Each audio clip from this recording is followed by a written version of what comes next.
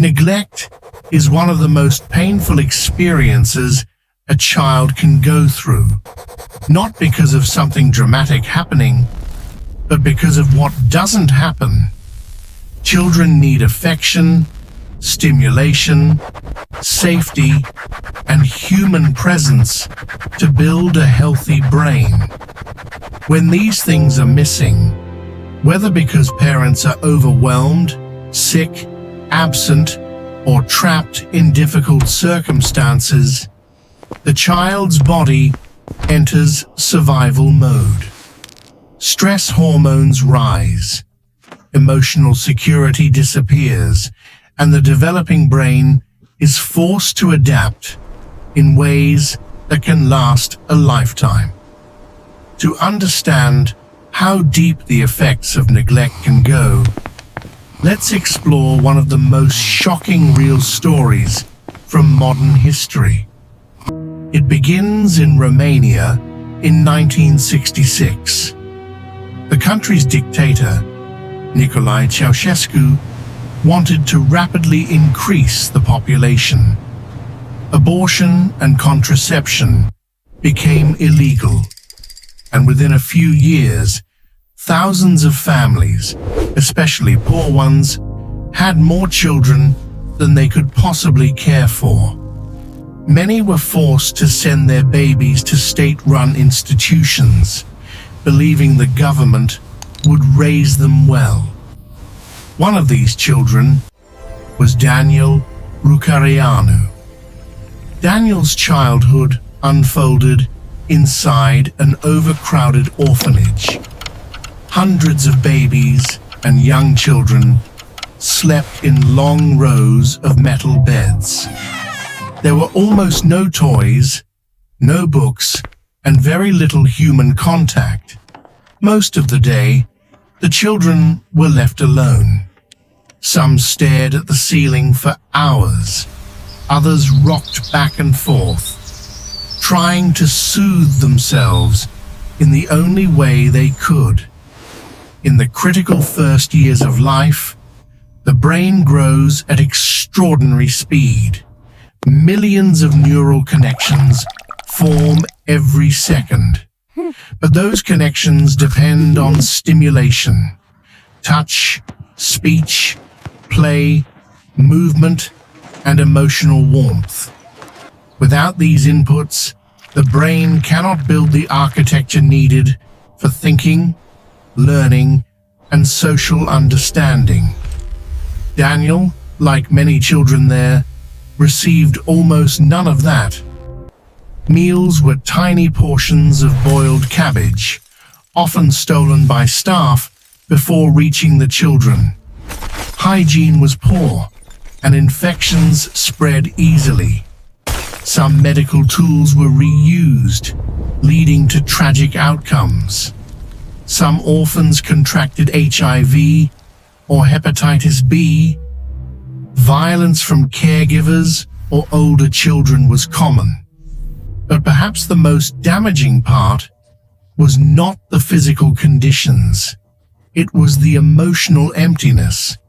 Babies cried for hours with no response. Some eventually stopped crying altogether, not because they were okay, but because they had learned that nobody would come. This emotional neglect floods the body with stress hormones like cortisol and adrenaline. In small doses, these chemicals help us survive, but in high, prolonged doses, they become toxic to the developing brain. They shrink areas responsible for emotional regulation and memory. They interfere with learning. They distort a child's understanding of love, trust, and human connection.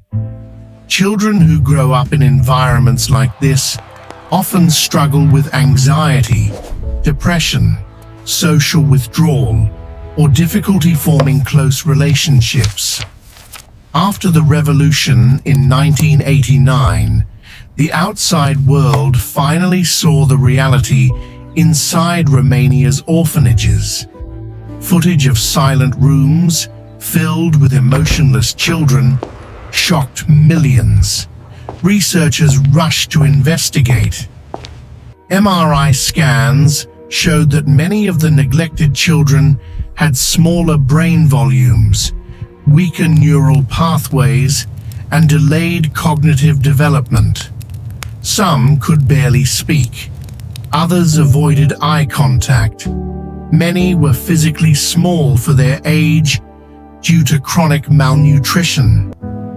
When international families began adopting these children, they discovered something heartbreaking but predictable. Love alone was not enough to heal early emotional wounds. Many adopted children initially pushed their new parents away. Some refused to be held. Others hid food, rejected comfort, or reacted with fear to gentle discipline. Their early experiences had taught them a painful lesson. The world is unsafe. Adults are unpredictable, and vulnerability leads to hurt. This aligns with what psychologists call attachment theory, the idea that children need to form a stable bond with at least one primary caregiver in the early years. Without that bond, the brain struggles to develop emotional security.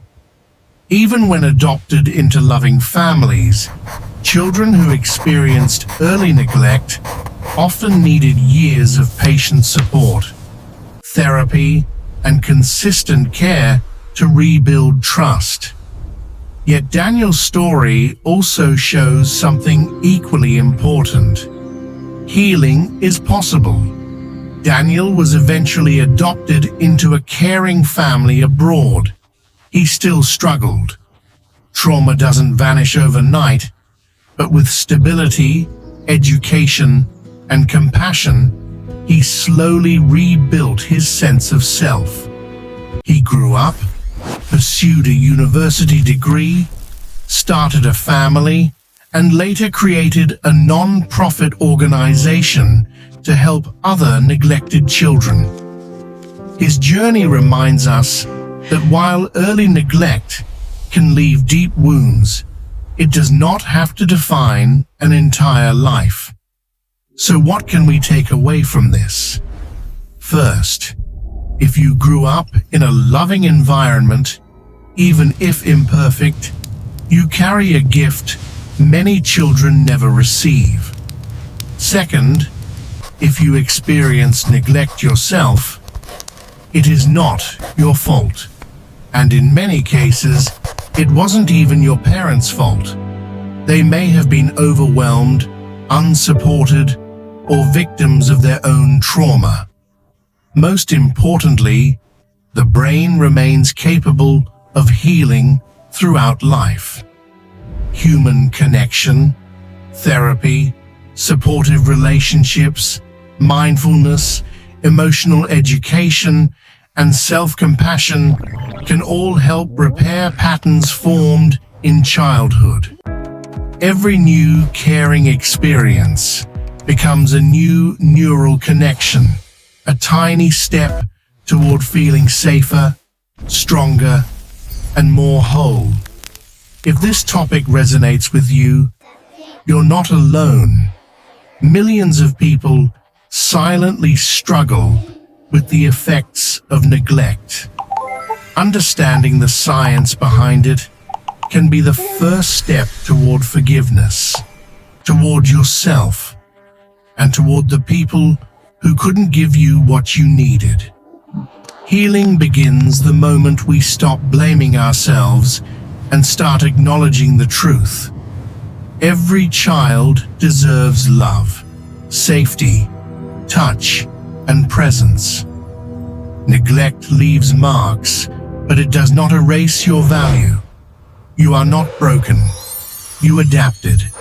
You survived. And survival is proof of strength, not weakness. What happened to you was not your fault, but healing can be your choice. Step by step, connection by connection, your brain and heart can learn new ways to feel safe. Thank you for watching Brain Buds, where we turn deep psychology into simple stories. If you found this helpful, don't forget to like, share, and subscribe.